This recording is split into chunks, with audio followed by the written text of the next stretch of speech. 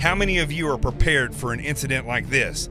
Get my new book, Sheep No More, The Art of Awareness and Attack Survival, and I will teach you to think like an attacker so you can truly defend yourself. Don't just react, act. Available for pre-order now on Amazon and Barnes & Noble. Sheep No More. Get it.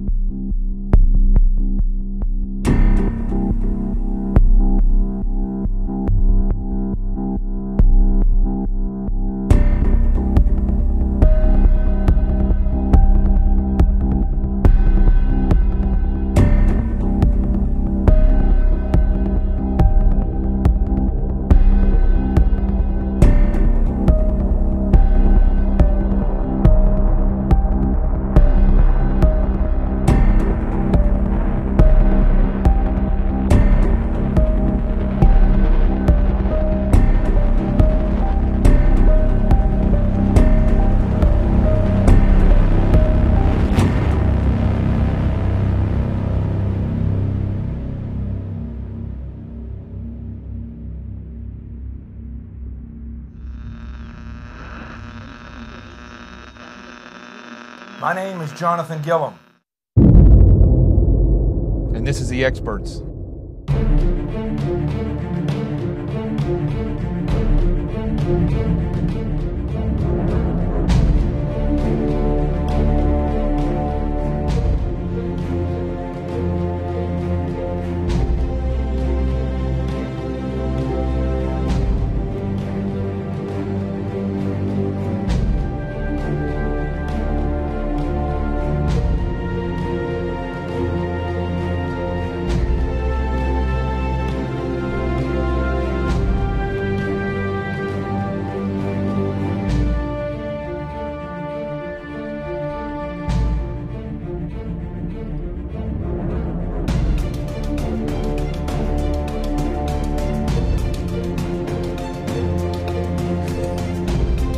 Here I am. I had too much going on right there. I couldn't figure out what was on and what wasn't on. Okay, we got it now. All right, here we are. Welcome to The Experts. It's Jonathan Gillum. It's Friday night. Of course, you never know what's going to happen on a Friday, so get ready for the Friday night toast. If you haven't got yourself a tasty beverage, do that. Don't worry, I didn't take my pain meds for the past like 4 hours, 5 hours, I believe, so I can have a little frosty beverage. And I'll tell you why I wasn't here last night. And we got a lot to talk about, but I'm not going to stay on here too long. I think there's some good examples of what to do and what not to do in the case of a active shooter situation. And again, CNN and ABC, well, they're the losers of the week. So why don't we go ahead and get started right now. How many of you are prepared for an incident like this?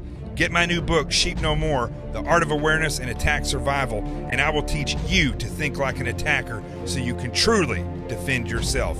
Don't just react, act. Available for pre-order now on Amazon and Barnes & Noble. Sheep No More. Get it.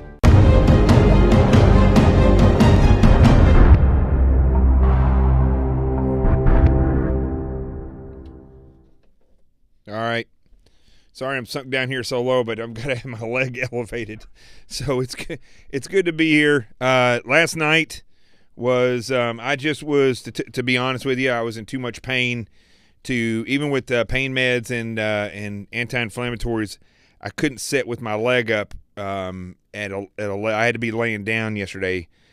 It's unbelievable. This leg is like, it's really pissed off at me. And so what happens is, it gets cramped where the muscles are healing and stuff, and they just turn as hard as a rock, and they won't let loose. So last night was, that was probably, since I injured it and since the day after the surgery, yesterday was probably the worst pain I've had, and I just couldn't, I couldn't sit here. So rather than go ahead and just put out like that, I figured I would take the night off and then get into it today. So here we are. Let me see here. I'm looking at the different chats that's going on here.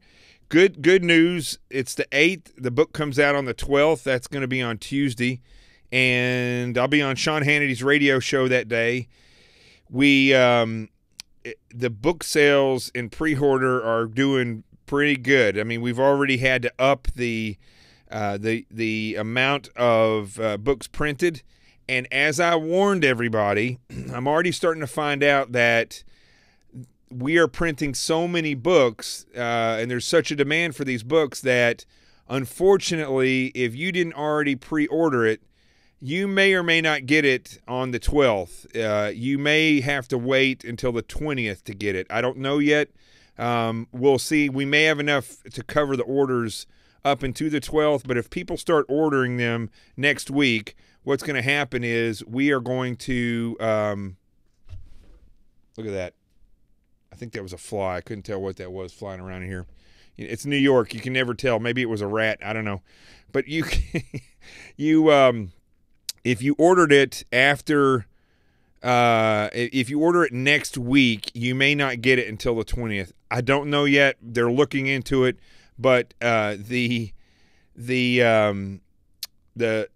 printer is freaking out because of the orders that have been coming in. So listen, I mean, I guess if there's 99 problems and this is one of them, then it's not a bad problem to have. I guess that things are selling that quickly. I was on Joe Biggs' show earlier. Never been on that show before. It's a show similar to this, discussing that. And you know, the fact is, I wrote this book to empower people because we have a real problem in this country of comfort and complacency and unawareness. And so I wrote this book to try to get everybody or to at least give you a guide on how you can become aware of where you would be attacked, how or who, why, where, when, and how you could be attacked, so you can identify these areas of your life, and that you can then go out and actually set up standard operating procedures to make sure that you either avoid the attacks altogether, you mitigate the circumstances if you have to be in there, and then if you get caught up in one, you'll have a plan of how to act before you ever get into that. But you know, we have this huge problem around this country, in politics and in Washington, D.C. in general, in Hollywood and the upper echelons of business. And I was talking about this all week, about this ruling class and how these people, how they live by a different set of laws and a different set of standards than we live by. And when I say we, I say normal, hardworking Americans. We do things and we get in trouble for it. They do things and they just continue to live and sweep it under the carpet. Well, that's changing in Washington, D.C. And in Hollywood. This week alone, 3 members of Congress, I think it was two senators and a representative, I believe that's what it was, have now had to resign. Conyers, I've got it right here. It's Conyers, Al Franken, and who's the latest guy? It is a Republican, and it is, I got it on my phone right here. Let's see here. Representative Tom Franks from Arizona, who evidently offered one of his aides $5 million to carry his child. Now, I don't know if that's – I haven't read into this story to tell you the truth, but he's resigning. I mean, I don't know if he offered her $5 million to sleep with him and then have his baby, or if he offered her $5 million to be a surrogate. I don't know which one that was, but evidently that's being made to sound better than really what happened because he resigned. So you have one rep and two senators. I think Conyers is a senator. I may be wrong about that. But three people from Washington, D.C. that have resigned this week alone. And it's not going to get better. I suspect that eventually we will get a hold of that slush fund list of all these congressmen and senators who've been utilizing taxpayer monies to pay for their to pay people off so they'll be quiet. And I have a feeling that those names are going to come out soon. When that happens, the wall is going to fall, and there's going to be some more people resigning.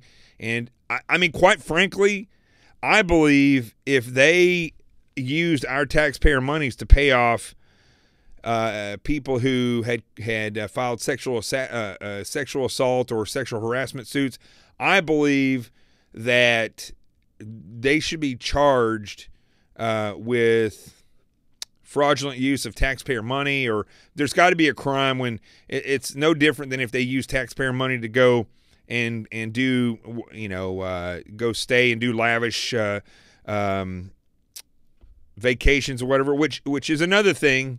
Another thing that I see that we hardly ever really talk about is, these people go and they take airplanes at taxpayer money, private airplanes, so they can get from one point to another. We have people taking lavish vacations on taxpayer money so they can have they set up their conferences in these lush places so they can go out there. I believe this stuff should be punished, and that these people should be held accountable for wasting our taxpayer money. They should lose, as somebody just said there on Twitter, they should lose their pensions, and I believe they should face jail terms see, this is the problem when you make politics a career. They end up living like kings and queens, and they're not. They're living off our dime. And just like you see right here at the bottom of the screen, gofund.me/The Experts Roadshow. This is the GoFundMe page is what sponsors this whole show. And a lot of the speeches that I give where people can't afford to pay for the speeches, this allows me to go and do those speeches and inform people. But I'm not taking lavish vacations. I'm not buying, as you can see, huge wardrobes with that money.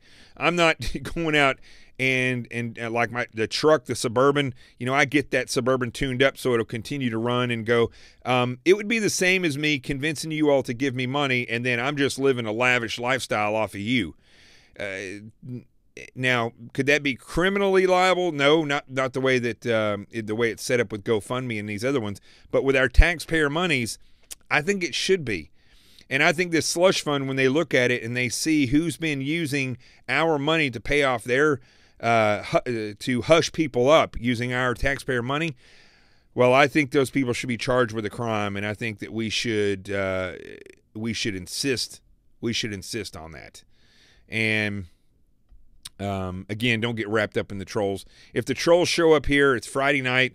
Hopefully they'll have a beer or something they can take a toast with us. But all they're doing is giving me better numbers. So I've realized that recently. The more these people come on, the more conversations that we have, or the more that they're taking in, it's making my numbers increase dramatically. So, hey, good on you. Keep it up there, trolls. So, I don't know if my broadcast – no, it's not interrupted. It's so – when we look at all this stuff that's going on with Washington D.C., with Hollywood and all these people, again, I've been talking about this all week. This is completely out of control when it comes to what these higher ups get away with. We need to reverse that somehow. I want to leave on the Friday night with everybody thinking about this, how we can organize to get and make it a point to where people in the highest offices should be held to the highest accountability. I think that in order to be in the White House, you should have to pass a polygraph test. I believe if you're going to hold an office where there's a clearance in this country, you should have to have a polygraph test. That is with any of the political appointees, they should have to have a polygraph test. I believe that there needs to, for all the staffers that are in Washington, D.C., they should have to pass polygraph tests. And there should be background investigations done on all these people. There's not. There is not. Most of these senators and congressmen do not have polygraphs. They sit on committees where they have top secret clearance, and this is absolutely wrong. It's absolutely wrong. Many of the staffers, or most of the staffers, I should say almost all the staffers, don't get background clearances, and they stay there their entire careers. People that work in the White House don't have background clearances. They're there. Meanwhile, for some strange reason, you take people who've gone through an academy, who've proved themselves, who have literally bled in training to show that they're dedicated to the country, and they have to go through polygraphs. They have to have background checks for their entire lives. It doesn't really make any sense the way this is all set up, does it? So we need to fix this, and this needs to be brought to light. So that's all I'm going to talk about, that stuff. But I do want to talk real quick and kind of put into context with this.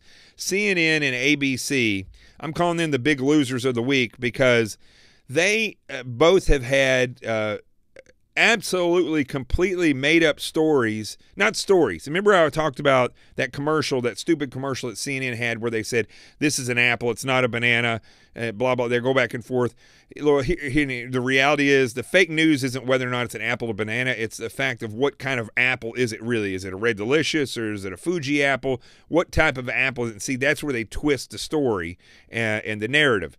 So what they did, ABC and and the CNN, they had facts in the stories that they completely manipulated. And I don't think it's a coincidence that they both were caught manipulating dates. That's one of the main things that they were manipulating, are the dates when certain things happen. In the case of CNN, they said that there were some emails going around that Donald Trump Jr. and another staffer for the president had said that some WikiLeaks, this was back last year, that WikiLeaks had released another batch of emails, and they should dive into it and see what it was all about. They made it look, they left it, so it actually happened on the 14th. CNN reported that it happened on the 4th, right? Now here's the difference there. On the 14th, or on the 13th, excuse me, WikiLeaks released that information to everyone in the world. Anybody had internet access had access to these emails. So they made it sound like that this was Donald Trump Jr. and the staffers, saying this information was given to us prematurely. We should look at it. But when you add that 1 next to the 4 and it makes it the 14th, it was actually the day after that all this information came out to the public. So CNN and ABC and their reporting, and as you can see in ABC, all they did was take Bob Ross off of the. They suspended him for a short period of time. That's it. What we're seeing is the same thing we're seeing in the FBI and the DOJ, where when somebody gets caught doing something nefarious, they're not fired. They're not brought up on charges.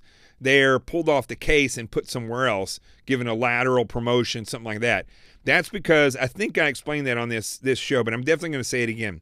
It's similar to if you have a football team and one of the coaches on the football team or the players is caught trying to read or steal the playbook for the other team, right? Probably told to do that by somebody, and it's probably a calculated, organized attempt to get the playbook of the other school. But when they get caught, what happens? they distance themselves from that player or that coach, and they say, well, you're going to get suspended. Well, they're not suspending them for punishment reasons. They're suspending them because they're saving face value and making it look as though they didn't actually, the whole group wasn't in on this, when in fact they actually were. So this is the reality of what's going on in Washington, D.C., and what's going on in the media. CNN and ABC, of course, they're the losers of the week, but they're really the losers across the board when it comes to the news, because they are liars, manipulators of information, and purposely changed the dates. That was no accident. They purposely changed the dates, and they got caught. So they're losers for several reasons. One, because they got caught, and two, because they're doing these nefarious things, and people believe it. People believe it. Strangely, as strange as it is, people believe it. So that's all I'm going to say about that. Let's see what you guys are seeing here. How many people out there have gotten snow already, by the way? A lot? If you've gotten snow, give me hearts on Twitter, and, well, you can give me hearts on Facebook as well. Let me see how many people out there have gotten snow, because we're supposed to get some snow tomorrow. And, oh, there you go. Yeah. Looks like a lot. At least a lot on Twitter. 4 inches in Houston. That's strange. In Houston. You guys don't usually get that much snow, I don't believe, do you, Craig? Hello, Krista Burkhart. Good to have you on here. Okay, so let's do this. Let me just pull up this story real quick, and I want to talk about, and I really want you all to pay attention to this, okay? There was a shooting, and it's interesting. It happened this week in Arizona at a school. 2 people were killed, I believe. It didn't even hardly register on the news. Hardly at all. I mean, I guess that day it did, but right now it's like nothing. Meanwhile, in Texas, a father shoots and kills a robber of a Popeyes restaurant who was threatening his family, police say. Okay, so here is a restaurant where obviously the father was carrying, I believe it was a legal weapon. He was carrying his licensed handgun. He shot a would-be robber, this off of FoxNews.com, shot a would-be robber dead Wednesday after the thief threatened the man's family at gunpoint and demanded his dad's belongings. The San Antonio Police Department said Ander Herrera, 19, walked into the restaurant on South Flores Street after 9 p.m. Wednesday and demanded Carlos Molina's to hand over his cash. Molina, 32, said he had no money because he had just bought the family a meal. The gunman then turned towards the counter and started yelling at the manager who was trying to take cover. Authorities said 2 more members of Molina's family came out of the restrooms amid the commotion, and the suspect pointed the gun at them. Molina then whipped out his gun and shot Herrera several times, killing him. Well, that's why you carry a concealed weapon right there. It wasn't clear if any charge would be filed in connection with the incident. I highly doubt that there will be charges, because in Texas, they do it right for now until they get subverted even more.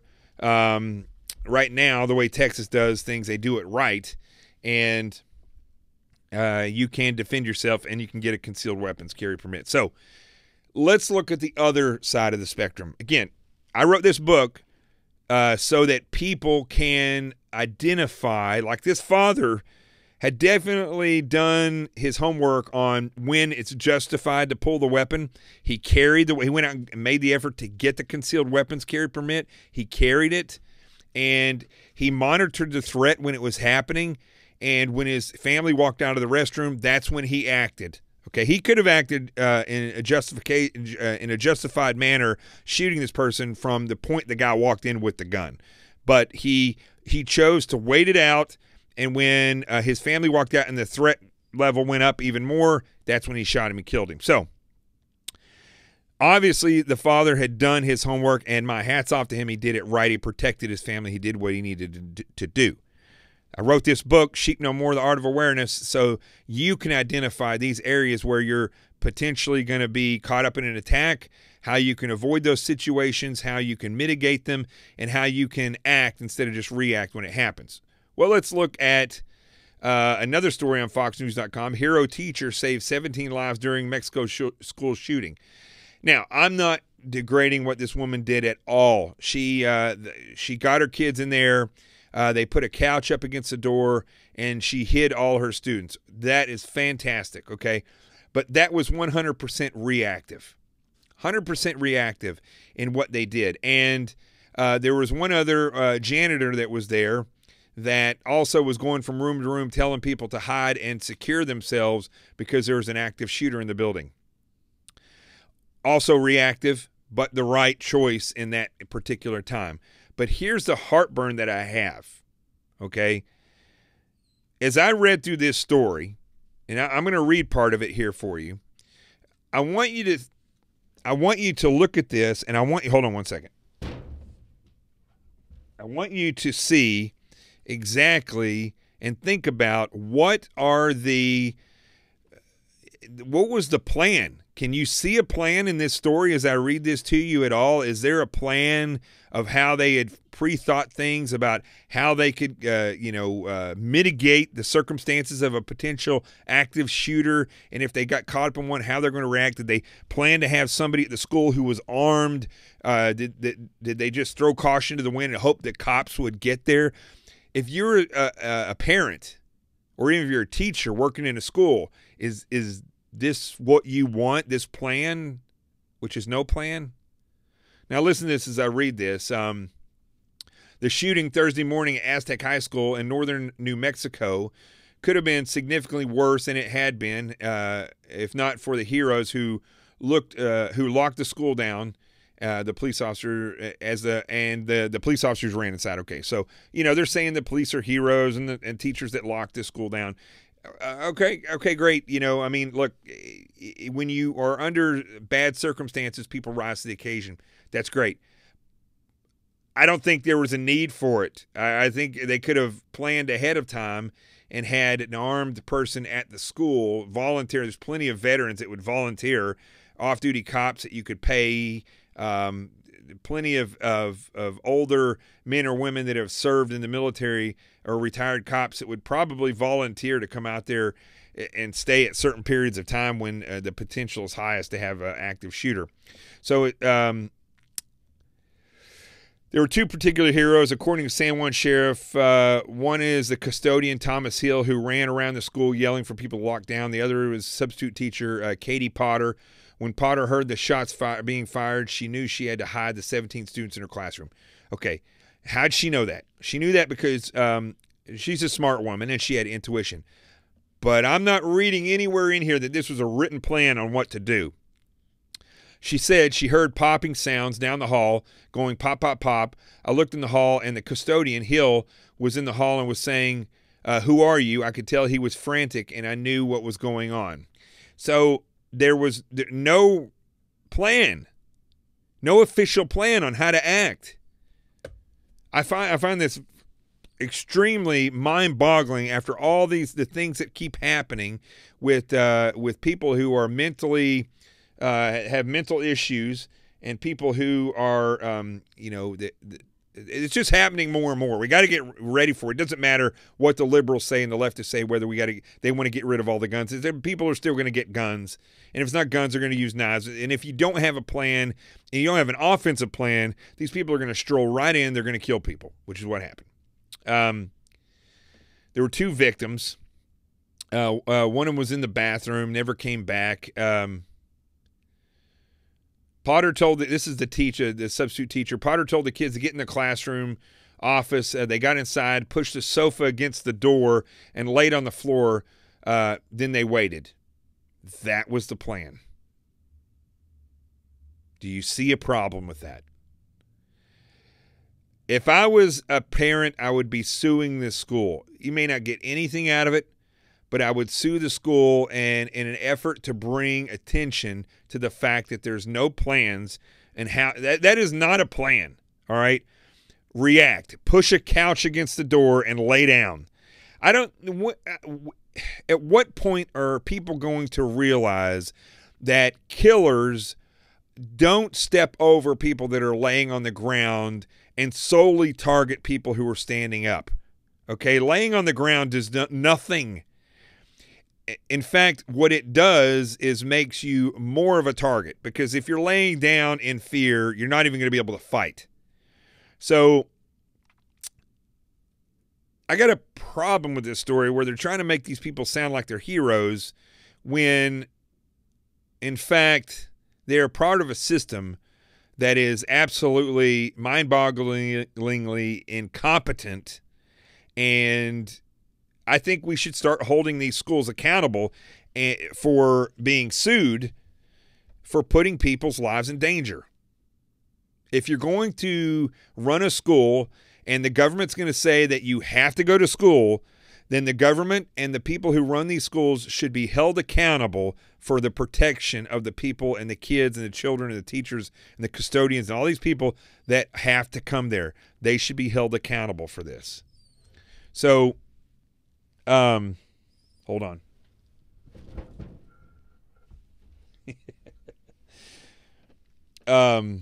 Rico's in one of these moods, so I'm going to have to put him outside here in just a second. So, I don't know what's going on with this dog today. So anyway, those of you who don't know that you don't tune in here, usually I got an old Jack Russell that walks around. He gets in these moods every once in a while. So people need to be prepared. People need to realize that you can't just throw caution to the wind. And I think we need to start holding the legislators and the school systems accountable for not protecting our children. Same thing with college students and everything else. So let's do this. I want to go ahead and go to the Truth Zone and do the Friday Night Toast, but I showed you a little peek of this earlier. We got a special guest that wants to announce the Friday Night Toast this tonight. So let's go ahead and bring her on. Our good buddy, leftist, who for some reason likes this show, Debbie Wasserman Schultz. Come on, Debbie. Hello, my name is Debbie Wasserman Schultz, and I've approved the Friday Night Toast. Enjoy. And by the way, if anybody's seen my computer, I really would like to have it back. I promise I'm not going to share any more information with foreign governments or, accidentally let stuff leak. I just wish I could get my computer back. And that's about it. Enjoy your weekend, and Debbie Wasserman Schultz out. Peace!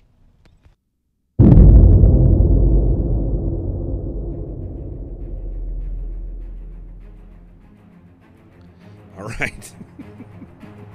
That was a little experiment with an app that I have, My Talking Pet. So, if you haven't gotten your drink yet, go get your drink. I'll wait for a second. Make sure that you're supporting this show through the GoFundMe page. If you have, I can't thank you enough. We need to have a December drive where we start getting donations. If you're watching this show today, you should be doing three things. You should be sharing it on Facebook. You should be retweeting it on Twitter. And then everybody should be going over to Facebook and subscribing to this, to my channel there. Secondly, you should purchase this book now so that you get it sooner than later. You don't want to wait too long. This is vital information. You'll see once you get it and you start reading it and you push through it how vital this information is. Never been in a book before. Nobody's ever done what we're doing in this book, where I teach you how to think like an attacker so you can build target packages on every sector of your life and defend yourself by developing awareness. Never been done before. Never. Third thing is, go to the GoFundMe page, which you see right here, gofund.me/The Experts Roadshow. If all the people that are watching right now went and donated $20 or $50, we would be taken care of through, if just the people that are watching now, we got roughly 100 people, we would be able to finance some trips beginning in January. So you need to think about that, folks. We need to start financing it now so we can do that then. Also, I want to tell you, I'm going to be hosting the Sean Hannity radio show on the 21st and the 29th. I'm also going to be hosting the Wheel Cow Majority on the 22nd. That's all the schedule I have so far. I'm sure those days will probably increase with the David Webb show and some others. But right now, what I want to do is I want to raise a toast. And I want to raise a toast to those people that have gone out and got their concealed weapons carry permit, that have joined the NRA. I want to raise a toast to that father who defended his family at Popeyes. I hope he got the red beans and rice and fried chicken afterwards, because I love Popeyes. They should be giving him that for free. And thank you to the teacher and the custodian in Arizona. I'm not wanting to put you down. You did what you had to do. And under the circumstances, you performed heroically. But we need to go far, far beyond that, where we actually have plans on what to do. So let's raise a toast. Again, don't worry. I didn't take my pain medicine right now. I'll take that later tonight. And I want to toast the VA. Where I go to the VA here in New York City, so many veterans. It's so funny being around these old veterans. I raise a toast to them. So God bless everybody. I love you. I thank you. Have a great weekend. Don't worry. As we get further down the line, away from the surgery, my legs are going to get better. My energy will get better. The show is going to continue to get better. With a news cycle like this, it only can get better. Let's do it.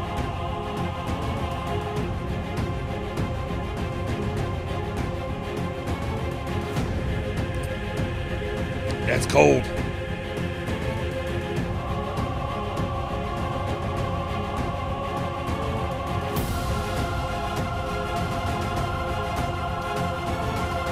Drink it. I'm going to have to milk this one.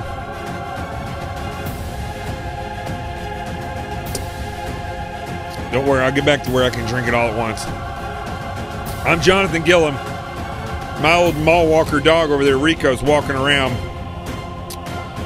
I will see you on Monday. Don't forget, Tuesday the book comes out. Might have some surprises. I'm Jonathan Gillum. That's Rico. This is The Experts. The truth has arrived.